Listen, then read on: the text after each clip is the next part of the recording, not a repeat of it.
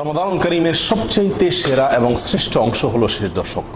প্রথম এবং দ্বিতীয় দশকের ইবাদত বন্দিগির চাইতে শেষ দশকে ইবাদত এবং বন্দিগির গুরুত্ব অনেক অনেক গুণ বেশি। এই দশকের মর্যাদা এবং গুরুত্বের বিশেষ কারণ রয়েছে। তার প্রথম কারণ হলো রমজানের শেষ দশকেই নবী করিম সাল্লাল্লাহু আলাইহি সাল্লামের প্রতি আল্লাহ সুবহানাহু ওয়া তাআলা কোরআন নাযিল করেছিলেন, যে কোরআন মুসলিম উম্মাহর প্রতি আল্লাহ সুবহানাহু ওয়া তাআলার সবচেয়ে বড় অনুগ্রহ সমূহের অন্যতম। সেই কোরআন আমরা পেয়েছি এই দশকে। দ্বিতীয়ত, এই দশকেই আল্লাহ সুবহানাহু ওয়া তাআলা লাইলাতুল কদর রেখেছেন, যে লাইলাতুল কদর হাজার মাস ইবাদতের চাইতে শ্রেষ্ঠ এবং উত্তম। যেই লাইলাতুল কদর প্রসঙ্গে আল্লাহ সুবহানাহু ওয়া তাআলা কোরআনে কারীমে একাধিক জায়গায় আলোচনা করেছেন, যে সম্পর্কে আল্লাহ তাআলা একটি সূরা নাযিল করেছিলেন।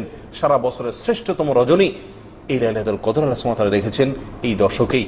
এই দশকের ফজিলত এবং মর্যাদার কারণ হলো এই দশকে নবী করিম সাল্লাল্লাহু আলাইহি সাল্লাম ইবাদত এবং বন্দেগীর জন্য যত সাধনা করতেন, যত পরিশ্রম করতেন, যত চেষ্টা করতেন, সারা বছরের অন্য কোনো সময়, এমনকি রমজানের প্রথম 20 দিনেও এরকম সাধনা, এরকম মেহনত, এরকম কষ্ট তিনি করতেন না, যেটি আম্মা জান আয়েশা রাদিয়াল্লাহু তাআলা আনহা বর্ণিত হাদিসে স্পষ্টভাবে উল্লেখিত হয়েছে।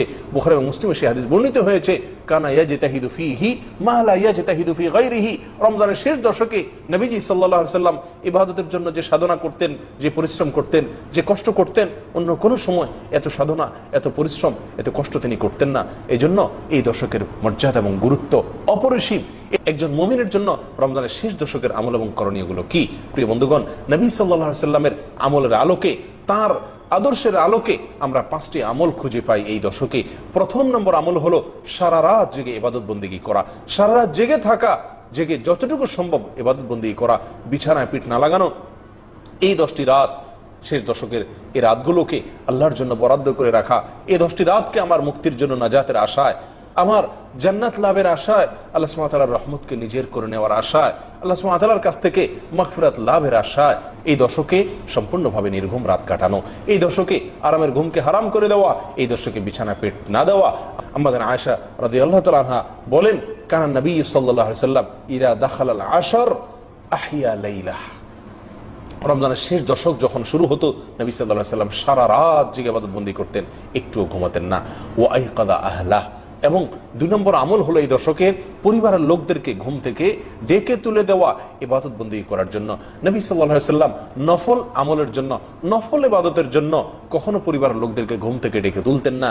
কিন্তু রমজানের শেষ দশকের এত বেশি ফজিলত, এত বেশি মর্যাদা, আল্লাহ সুবহানাহু ওয়া তাআলার অনুগ্রহের বাড়িধারা এত বেশি বর্ষণ হতে থাকে যে তিনি আর সহ্য করতে পারতেন না যে আমার পরিবারের লোকেরা ঘুমিয়ে থাকবে এই দশকে, তাদেরকে ডেকে তুলে দিতেন। অতএব এই শেষ দশকে পরিবারের লোকদেরকে, আশপাশের লোকদেরকে, নিজস্ব লোকজনকে ঘুম থেকে ডেকে তুলে দেওয়া, এটা হলো এই দশকের দ্বিতীয় আমল। 3 নম্বর আমল হলো এই দশকে কোমর বেঁধে নেওয়া। আমাদের আয়েশা বর্ণিত সে হাদিসে আসছে, ওয়াশাদ্দা মিযরাহু। নবী সাল্লাল্লাহু আলাইহি সাল্লাম শেষ দশক আসলে রমজান করিমের তিনি কোমর বেঁধে নিতেন।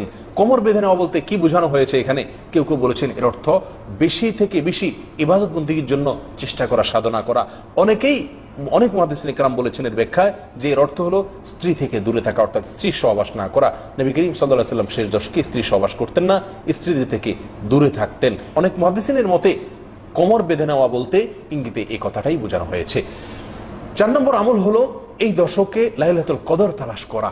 লাইলাতুল কদর তালাশ করা বলতে উদ্দেশ্য হলো শেষ দশকের প্রতিটি রাতই লাইলাতুল কদর হওয়ার সম্ভাবনা রাখে। বিশেষ করে বেজোড় রাতগুলোতে লাইলাতুল কদর হওয়ার সম্ভাবনা রয়েছে। নবী করিম সাল্লাল্লাহু আলাইহি সাল্লাম বলেছেন, তাহাররু লাইলাতুল কদর ফিল উইত্রি মিনাল আশরিল আওয়াখির মিন রমাদান। সহিহ বুখারীর হাদিসে নবী সাল্লাল্লাহু আলাইহি সাল্লাম ইরশাদ করেছেন, তোমরা রমজানের শেষ 10টি রাতের বেজোড় রাতগুলোতে লাইলাতুল কদর তালাশ করো। এই লাইলাতুল কদর তালাশ করা বলতে উদ্দেশ্য হলো শেষ 10টি রাতের প্রতিটি রাতে, বিশেষভাবে বেজোড় রাতগুলোতে ইবাদত বন্দেগী করা বেশি থেকে বেশি, এই আশায় যে আমার এই রাতটি যদি সারা রাত ইবাদত বন্দেগীতে কাটাতে পারি, তাহলে এই রাতটি যদি লাইলাতুল কদর হয়ে থাকে, কোনটি লাইলাতুল কদর আমি নিশ্চিত জানি না, আল্লাহ সুবহানাহু ওয়া তাআলা এটি আমাদের জন্য উজ্জ্বল রেখেছেন। তাহলে এই রাতটি যদি আমার লাইলাতুল কদরের ইবাদত হয়ে যায়, লাইলাতুল কদরে আমার ইবাদত হয়ে যায়, তাহলে সেই ইবাদতটি হাজার মাস ইবাদত করার চেয়ে শ্রেষ্ঠতম ইবাদত হবে, মর্যাদার ইবাদত হবে। প্রিয় বন্ধুগণ, সেজন্য 4 নম্বর আমল হলো লাইলাতুল কদর তালাশ করার আশায় প্রত্যেকটা রাত, বিশেষ করে বেজোড় রাতগুলোতে ইবাদত বন্দি করা। নাম্বার 5 আমল হলো ইতিকাফ করা। রমজানের শেষ দশকে দুনিয়ার সমস্ত কিছু থেকে বিচ্ছিন্ন হয়ে, সব কিছু ত্যাগ করে মসজিদে এসে আল্লাহর দরবারে এসে একান্তে নিজে ইবাদত বন্দেগী করতে থাকা, এটি নবী সাল্লাল্লাহু আলাইহি সাল্লামের আজীবনের আমল ছিল। বুখারীর হাদিসে আসছে, আম্মা জান আয়েশা রাদিয়াল্লাহু তাআলা আনহা বলেন, কারণ নবী সাল্লাল্লাহু আলাইহি সাল্লাম ইয়াতাকিফু আল আশর আল আওয়াখির মিন রমাদান হাত্তা তাওয়াফাহুল্লাহ। নবী সাল্লাল্লাহু আলাইহি সাল্লাম রমজানের শেষ দশক আসলে মসজিদে ইতিকাফ করতেন। সারা জীবন মৃত্যু পর্যন্ত তিনি আমলটি করে গিয়েছেন, একটি বছরও তিনি এই আমলটি ছাড়েননি তার জীবদ্দশায়। রমজানের রোজা ফরজ হওয়ার পর থেকে প্রিয় বন্ধুগণ, যে আমলটি নবী করিম সাল্লাল্লাহু আলাইহি সাল্লামের জীবনে একবারও ছুটেনি, কোনো বছরও ছুটেনি, আমরা আজ মুসলিম সমাজের বেশিরভাগ লোক আমাদের অবস্থা হলো সে আমলটি আমাদের জীবনে হয়তো একবারও হয়নি। কত জঘন্য বৈপরীত্য নবী সাল্লাল্লাহু আলাইহি সাল্লামের আমলের সঙ্গে। প্রিয় বন্ধুগণ, আসুন এই জন্য এই আমলটির গুরুত্বকে অনুধাবন করি। এটি আমাদের সমাজ থেকে সম্পূর্ণভাবে বিলুপ্ত হয়ে যাওয়া আমলসমূহের মধ্যে থেকে একটি। আমাদের সমাজের সবচাইতে অবহেলিত আমলগুলোর মধ্যে একটি হলো এই ইতিকাফ। এটিকে পুনর্জীবিত করার চেষ্টা করি, এই ইতিকাফকে প্রতিষ্ঠিত করার চেষ্টা করি। জীবনের 10টা দিন আল্লাহর ঘরে এসে বসে পড়ি এবং আল্লাহর করুণা তালাশ করার চেষ্টা করি। আল্লাহ তাআলা আমাদের সকলকে তৌফিক দান করুন। আবারও বলছি, এই শেষ দশকের 1 নম্বর আমল হল সারা রাত জেগে থাকা ইবাদত বন্দেগীর আশায়। নাম্বার 2, পরিবারের লোকদেরকে ঘুম থেকে ডেকে তোলা। নাম্বার 3, কোমর বেঁধে নেওয়া, ইবাদতের জন্য অতিরিক্ত সাধনা করা অথবা স্ত্রী সহবাস থেকে দূরে থাকা। নাম্বার 4, লাইলাতুল কদর তালাশ করা, অর্থাৎ শেষ দশকের প্রতিটি রাত ইবাদত বন্দেগী করা এই আশায় যে রাতটি লাইলাতুল কদর হতে পারে এবং লাইলাতুল কদর হওয়ার আশায় বেশি বেশি ইবাদত করা। আর যদি লাইলাতুল কদর বলে মনে হয় সেই রাতটিকে, তাহলে আল্লাহুম্মা ইন্নাকা আফুউন কারীম তুহিব্বুল আফওয়া ফাআফু আন্না, আল্লাহুম্মা ইন্নাকা আফুউন কারীম তুহিব্বুল আফওয়া ফাআফু আন্না, এই দোয়াটি পাঠ করা, যেটি নবী সাল্লাল্লাহু আলাইহি ওয়াসাল্লাম আমাদের আশাকে শিক্ষা দিয়েছেন। 5 নম্বর আমল হলো শেষ দশক উপলক্ষে ইতিকাফ করা। যাদের বিন্দু মাত্র সুযোগ আছে ইতিকাফ করার, তাদের প্রত্যেকেরই চেষ্টা করা উচিত ইতিকাফ করার। প্রিয় বন্ধুগণ, শেষ দশক যেখানে সারা বছরে ইবাদতের জন্য সবচেয়ে শ্রেষ্ঠ সময়, এই দশক আমরা সবচেয়ে বেশি অবহেলায় কাটিয়ে থাকি।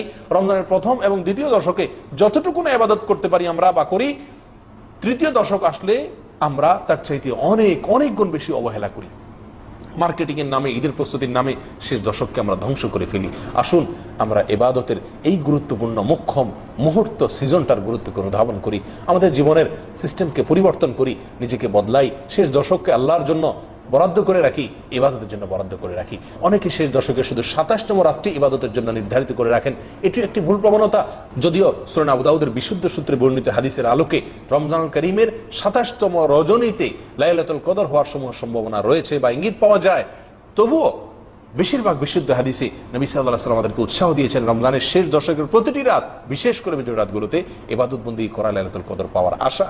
বিধায় শুধুমাত্র লাইলাতুল কদরের আশায় 27তম রজনীতে ইবাদত বন্দেগী করে আর বাকি রাতগুলোকে অবহেলায়, অলসতায় বা অন্যান্য দুনিয়াবী কাজে মগ্ন থেকে, ডুবে থেকে কাটানো, এটা একজন মুমিনের জন্য আদর্শ হতে পারে না। শেষ দশকের সবচাইতে গুরুত্বপূর্ণ লক্ষণীয় বিষয় হলো ইতিকাফের বিলুপ্ত আমলটিকে জীবিত করার চেষ্টা করা। যে আমলের গুরুত্ব আমাদের সমাজ থেকে একেবারেই বিদায় নিয়ে গেছে, আমরা যে আমলের গুরুত্ব বুঝি না বললেই চলে, সেটিকে পুনরায় সমাজে জীবিত করার চেষ্টা করা। সর্বশেষ যে বিষয়টি বলবো সেটি হলো, অনেকেই মনে করেন রমজানের শেষ দশকে ওমরা করার বিশেষ ফজিলত রয়েছে। কোনো হাদিস দ্বারা রমজানের শেষ দশকে ওমরা করার স্পেশাল কোনো ফজিলত নাই। গোটা রমজান মাসে ওমরার বিষয়ে নবী সাল্লাল্লাহু আলাইহি ওয়াসাল্লাম বলেছেন, উমরাতুন ফি রমাদান তা'দিলু হাজ্জাতান মাই, আমার সঙ্গে হজ করার সমতুল্য সওয়াব হলো রমজানে ওমরা করা। কিন্তু এখানে শেষ দশকে ওমরা করলে বিশেষ কোনো মর্যাদা আছে এরকম কিছু না, বরং শেষ দশকে একান্তে আল্লাহর জন্য ইবাদত বন্দেগীতে কাটানো উচিত। যদি কেউ মসজিদুল হারামে অথবা মদিনা মসজিদে নববীতে গিয়ে এই দশকে ইবাদত বন্দেগী করতে পারে, ইতিকাফ করতে পারে, সেটা সবচাইতে ভালো সময়, সোহাগা। কিন্তু শুধুমাত্র ওমরার নামে বিশেষ করে সৌদি প্রবাসী ভাইদেরকে দেখা যায় যে অনেকেই এই দশকে ওমরার জন্য ভিড় করেন, সবচেয়ে বেশি ভিড় করে থাকেন এই দশকে আসতে এবং যাইতে। এই দশকের 2টি রাত প্রায় তারা নষ্ট করে ফেলেন, ইবাদত বন্দেগী করতে পারেন না। এটি ভুল ধারণা, বরং এই দশকে আমাদের বেশি থেকে বেশি একান্তে ইবাদত বন্দেগীতে কাটানো উচিত, কোনো সফরে বা পথে নয়, সেটা মক্কায় হোক আর নিজের বাসায় হোক। আল্লাহ সুবহানাহু ওয়া তাআলা আমাদের সকলকে এই দশকের গুরুত্ব অনুধাবন করে এটাকে আমলে আনার চেষ্টা করার তৌফিক দান করেন। এই দশক হবে আমার বছরের সবচেয়ে শ্রেষ্ঠ ইবাদতের দশক, নেক আমলের সবচাইতে সেরা দশক, আল্লাহর কাছে যাওয়ার সবচাইতে সেরা দশক। আমার জীবনের ইবাদতের জন্য সবচাইতে বেশি সাধনা, সবচেয়ে বেশি পরিশ্রম হবে এই দশক।